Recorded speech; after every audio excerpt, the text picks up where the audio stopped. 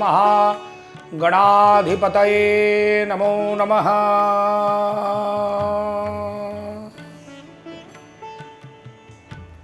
ओं वाणी हिरण्यगर्भाय नमो नमः।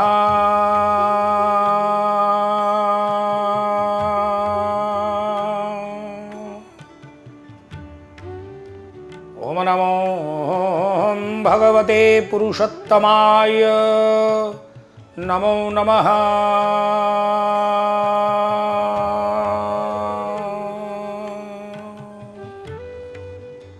ओं मातृपितृचरणकमलेभ्यो नमो नमः।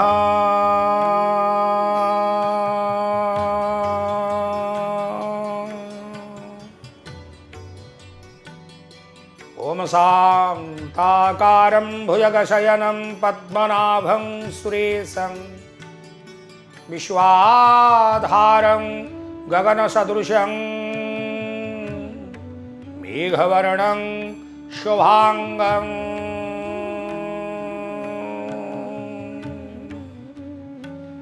लक्ष्मीर्कान्तं कमलनयनं योगर्विध्यानगम्यं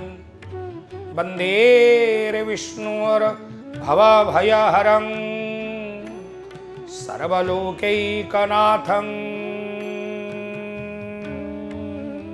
जय जय जगन्नाथ, जय जय जगन्नाथ, जय जय जगन्नाथ। महाप्रभु श्री जगन्नाथंकर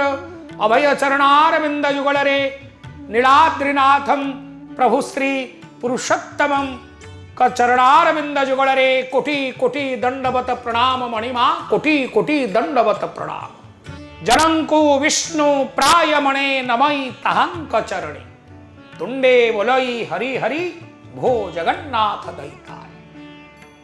आपण मानंकर चरणारविंद जुगलरे ये पवित्र मलमास अधिमास पुरुषोत्तम मासरे ये पावन पुरुषोत्तम क्षेत्र श्रीक्षेत्र आपण को अनंत कोटि दंडवत प्रणाम। प्रियात्मन आज पवित्र षष्ठ अध्याय नारायण नमस्कृत्यं नरं चैव नरोत्तमं देवी सरस्वती व्यासं तदो जयो मुदीरयते। मुखं करोति वाचालं पंगुलंघयते गिरि यत्कृपां तमहं वन्दे परमानंद माधवं परमानंद माधव। तांक कृपा तांक दया तांक आशीर्वाद रही आमे मनुष्य जन्म प्राप्त होइछे।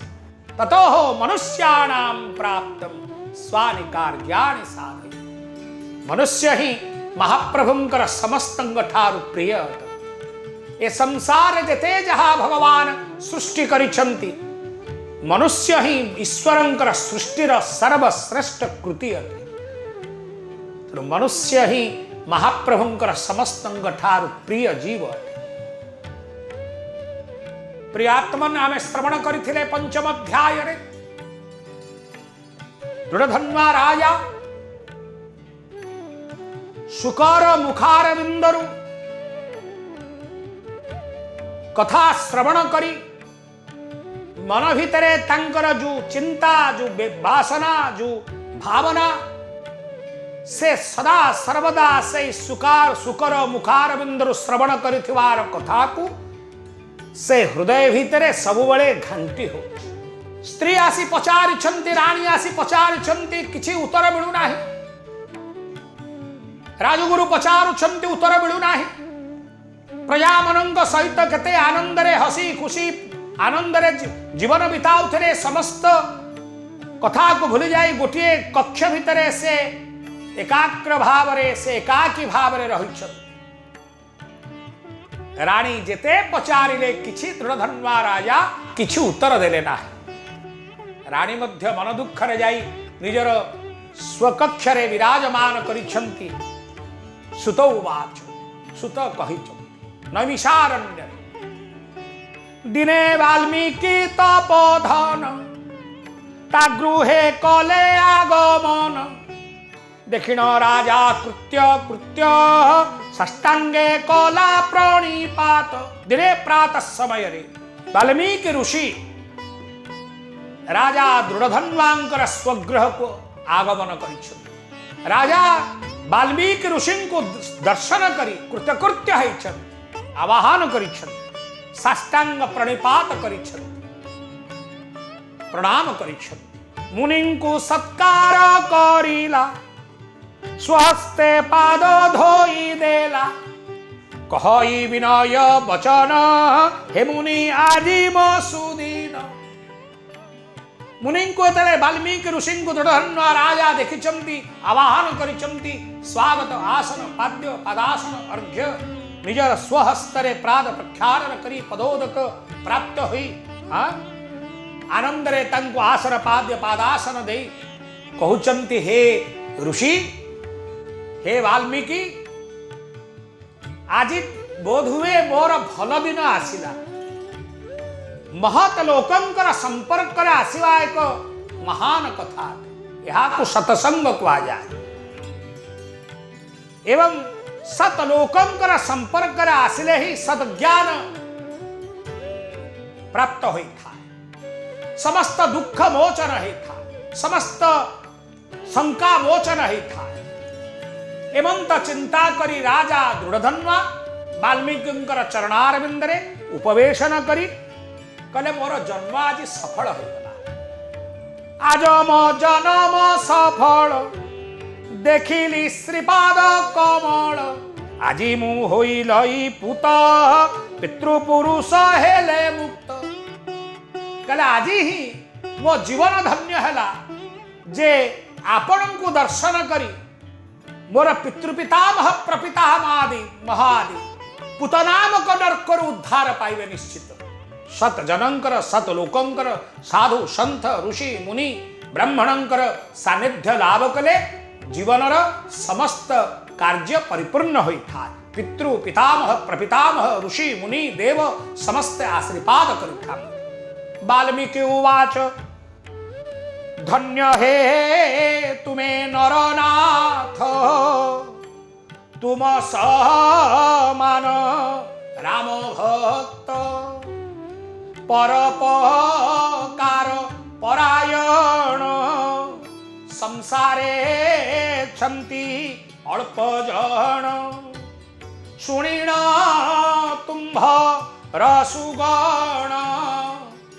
मो मन हेउछि प्रसन्न प्रकाश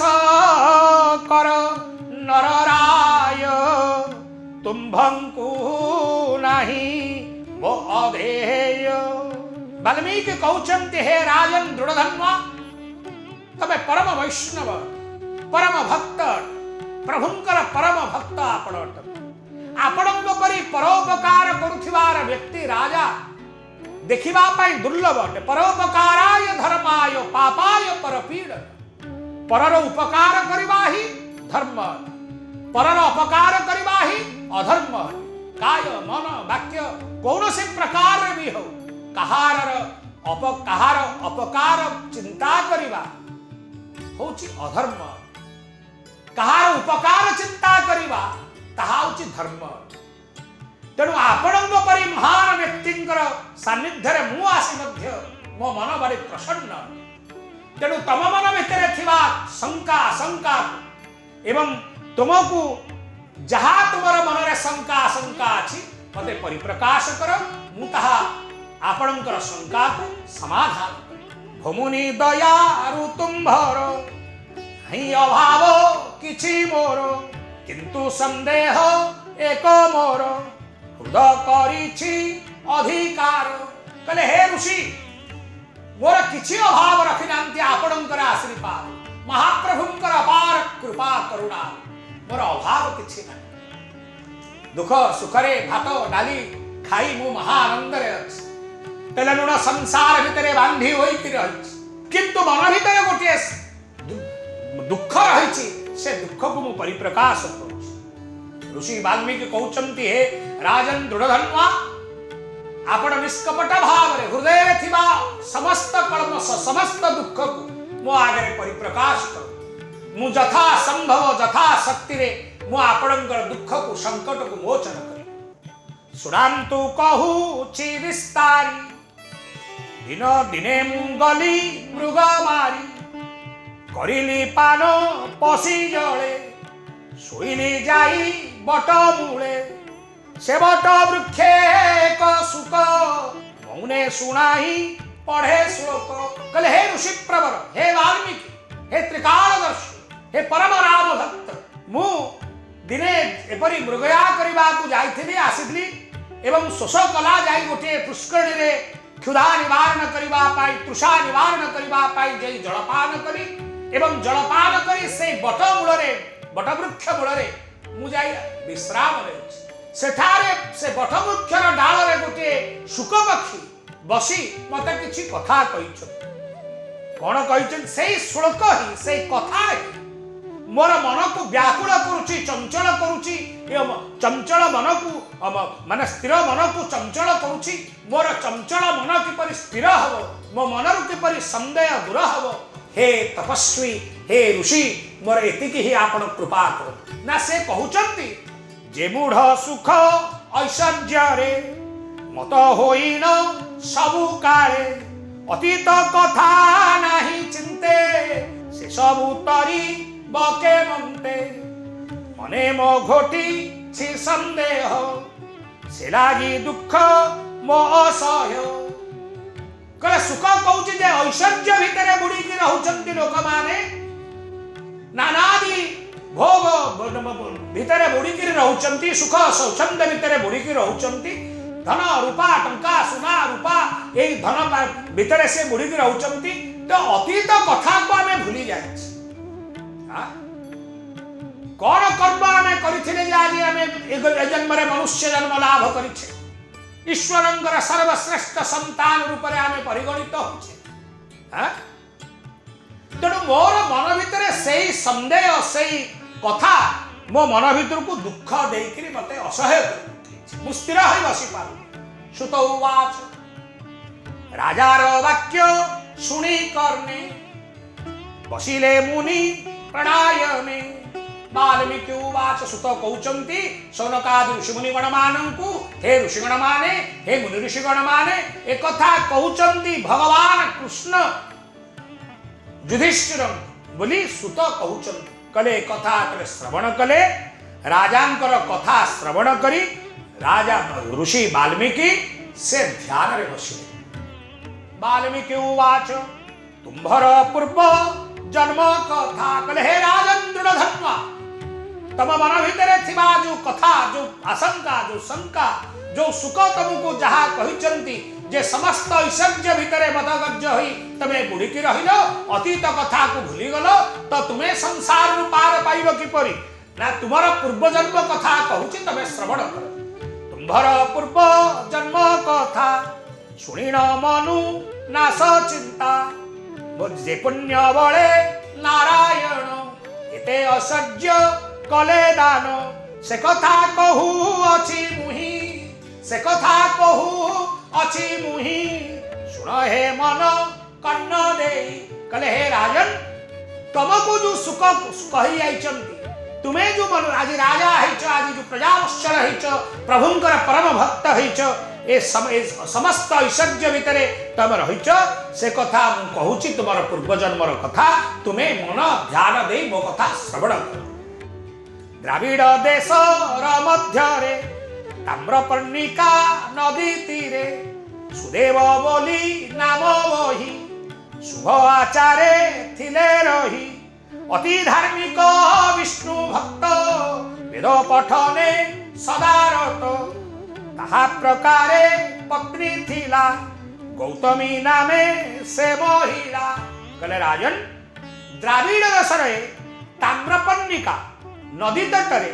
सुदेव नामक जड़े ब्राह्मण एवं तांकर गृहरे तमे जन्म है।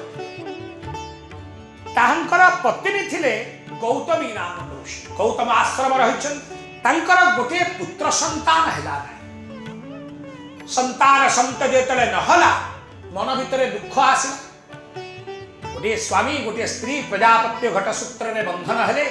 प्रजा सृष्टि करवा होची विवाह जीवन मूल लक्ष्य होची प्रजा सृष्टि करवा, उत्तम प्रजा सृष्टि, उत्तम संतान सृष्टि करवा। जो संतान को आमे सृष्टि करवा से संसार धर्म रक्षा करिवो नीति रक्षा करिवो संसार से समस्त अमंगल को नाश करिवो सम संसार मंगल प्रदायक तेणु तांकर पत्नी गौतमी को मन भितर दुख हला राजांकर मध्य मनरे दुख आसिला जे गोटे संतान संतति नाही घर भितर एते सब कार्य धन संपत्ति रत्न सब अच्छी किंतु घर तो संतान टे नाही कि सुख अच्छी आ एकदा बसी पत्नी पासे साध संत पवन से देखिली नाही पुत्र सुख से लागी मन बड़े दुख दिने पत्नी पाखे एकांत बसी कहते हे धर्म पत्नी गौतमी कौन करवा भगवान कृपा ना बोधे आम गोटे संतान संतति देलेनी तो कूल को गोटे संतान देलेनी मन में यही दुख ही राजांकर रही था बोली कहते वाल्मीकि दृढ़धर्मांकर पूर्व जन्मर कथा कहते स्त्री देखुं स्वामी एतादृश दुख को देखी कूल रक्षा किपरि हम कूल संतान नहीं तो कूल रक्षा करने लगी स्वामी दुख को देखी स्त्री कहते गौतमी दुख जर्जर स्वामी प्राण सेवाळार तो न देखिन बहुत आश्वासना दे कहिला बुझाई सुझाई हे नाथ तुम्हें सुपंडित सूचना नुह उचित पुण्य हुई स्वर्ग लाभ पुत्र प्राप्तिर किंबा हेव पुण्य हुई स्वर्ग लाभ पुत्र प्राप्तिर किवा हेव से दिन बंधु नारायण जदि नियंती संतानर गण कले जदि भगवान परम ब्रह्म विष्णु तमे सूचना करन स्त्री कहते स्वामी को तमे पंडित लोक ज्ञानी लोक गुणी लोक तमे पुण्यात्मा लोक जदि सबु देइचंती जदि संतान नाही आपणे तो दुख करंतुनी मन को विषाद करंतुनी जदि प्रभुंकर कृपा जदि नाही आमको संतान प्राप्तिर तेबे आमे दुख करिवार किछि आवश्यकता ही नाही सुनीर पत्नी रहे वाणी आनंद मणे द्विजमणि ध्यान करिन दामोदर आरंभ कला तप घर भगवान स्त्रींकर कथा श्रवण करी मन भितर कथाटी पाइला यदि भगवान विष्णुंकर कृपा हो तांकरी कृपारु ही भगवान जगन्नाथंकर कृपारु ही आमे संसार को आसीचे मनुष्य जन्म प्राप्त होइचे मलमासर महात्म्य श्रवण करुचे मलमासर देवता स्वामी भगवान पुरुषोत्तम स्वयं नीलाभ पुरुषोत्तम को आमे दर्शन करिवार सौभाग्य लाभ होइची तेणु आउ आमर किछि तेणु चिंता करी ध्यान करिण दामोदर आरंभ कला तप घर से तपस्या बसी करी 4000 वर्ष पर्यंत तपस्या करी एवं देवता मानंग मन भितर भय आसला 4000 वर्ष पर्यंत तपस्या करुची पुत्र कामना निमंते नारायणकर आविर्भाव भगवान तो सी समस्त कथा दूरे थाई से समस्तंकर हृदय कथा जानती 14 भुवन भारता जानती चक्र रे छेदंती आरत से समस्त कथा जानती बहुत काल परे आविर्भाव ले जाई भगवान परम ब्रह्म बहुत काल परे पुणी संतुष्ट हेले चक्र पाणी आरोही गरुड़ पृष्ठ रे मिलिले तार सम्मुख रे तोहर चरणे शरण नाथ कर तू कारण भगवान गरुड़ पृष्ठ विराजमान करी स्वयं गरुड़ासन रे विराजमान करी आसी पहुंचले तपस्वी पाखरे राजांग पाखरे राजा कहते ब्राह्मण एवं तांग स्त्री स्वयं भगवान नारायण शुक्लांबरधरम विष्णु शशिवर्णं चतुर्भुजं प्रसन्नं वदनं ध्यायेत् सर्वविघ्नं प्रशान्ते शुक्लांबरधर विष्णु को स्वयं गरुड़ पृष्ठ रे दर्शन करी तांग पाखरे आविर्भाव होइचंती कुतार्थ महाभागा कुतार्थ होइचंती ब्राह्मण एवं तांग स्त्री तुनाथ परम दयालु दुखी जनक दुख हरू कियबा कही करी मुस्तुति सहजे नर मूढ़मती कहले प्रभु आपण को कम स्तुति करी केउ जले पाद धोईबी प्रभु आपण को गंगा जहार पादरु बाहर सृष्टि हेचन तेणु मो पाखरे किछि नाही ब्राह्मण को भगवान को सुनी न विप्र एवाणी दया करी न चक्र पाणी माग चाहूछ केहू बर देवी मुनि करत तोर कहले कौन बर मागुछु माग जहा मागिबो मुता देवी। ब्राह्मणी दी जन जाक करक पुत्र जोड़िन नतमस्तक होइन ब्राह्मण सुदेव प्रभु को प्रार्थना करुछंती हे प्रभु मोर घर द्वार सबु अछि किछि आपण अभाव करिनांती मोर घर शून्य गोटे संतान मोर ना। सुनी ब्राह्मण दिनवाणी हसी भाषंती चक्रपाणी कहले एई कथा तोर पुत्र संतान टिए नाही बिले दुख करूछु कौन करिबि भगवान उवाच तो भाग्ये पुत्र सुख नाही अन्य प्रार्थना कर तू ही कहले अरे कौन करिबे अरे कौन करिबि तू मते एत बड़ कथा मागिलु जे तो भाग्य रे पुत्र संतान प्राप्ति हवार जोग नाही तेणु अन्य प्रार्थना अन्य कौन मागुछु माग मुते प्रदान करी जेतबेले भगवान विष्णुंकर निकटरे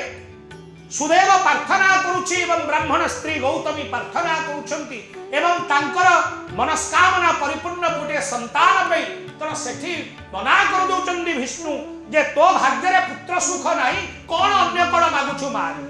हेमंत कुहंते लक्ष्मीश ब्राह्मण मने महाक्लेश हेला दुर्बल ता शरीर पड़िला भूमि ऊपर तले सुनिदेले प्रभु विष्णु मुखरु तो भाग्य रे पुत्र संतान सुख नाई से भूमि तले पड़ी गले हतश्चा होई नाथ उठ उठ स्त्री कहउचंती उठ उठ उठ काई एमिति हलो भाग्य ते लेखा अछि कष्ट यज्ञ तपस्या दान धर्म विष्णु पूजन आदि कर्म इहार फल थिला परी मने तनुह इमो हरि कले आमे एते पूजा पूजी धर्म दान धर्म कले विष्णु तो स्वयं नारायण सम्मुख रे तले मना करूछंती आम भाग्य रे पुत्र सुख नाही से कथा मनरु काढी दियो तेणु आमे से कथा प्रति आगु को जाओ। गरुड़वा ब्राह्मण रो शोक दुख देखिकिरी गरुड़ पृष्ठ रे महाप्रभु आछंती गरुड़ ताहा देखिकिरी तांको मन भितरे भाव सृष्टि कले अरे अरे अरे एडोड़ कथा स्वयं भगवान नारायण स्वयं परम ब्रह्म पुरुषोत्तम जगन्नाथ से कहउचंती वर्तमान मु तो भाग्य रे पुत्र नाही मु देई परिबि नाही ए कथा चिंता करी जेतबेले चिंता करूछंती हतश्चा हेकरी सुदेव ब्राह्मण पड़ी जाइछंती गरुड़ंक हृदय भितरे भाव सृष्टि हेछि तर आगु सप्तम अध्याय आमे देखिबा श्रवण करिबा महाप्रभुंकर कृपा किपरि होउछि सुदेवंक प्रति ताहाई श्रवण करिबा मूल मासर ए पवित्र महान कथा पुराण श्रवण कले जीवन धन्य होइथा। इति श्रीमद् पद्म पुराण पुरुषोत्तम महात्म्यम षष्ठ अध्याय समाप्तम। बोले जगन्नाथ जगन्नाथ जगन्नाथ रक्ष मां जगन्नाथ जगन्नाथ जगन्नाथ पाहि मां जगन्नाथ रक्ष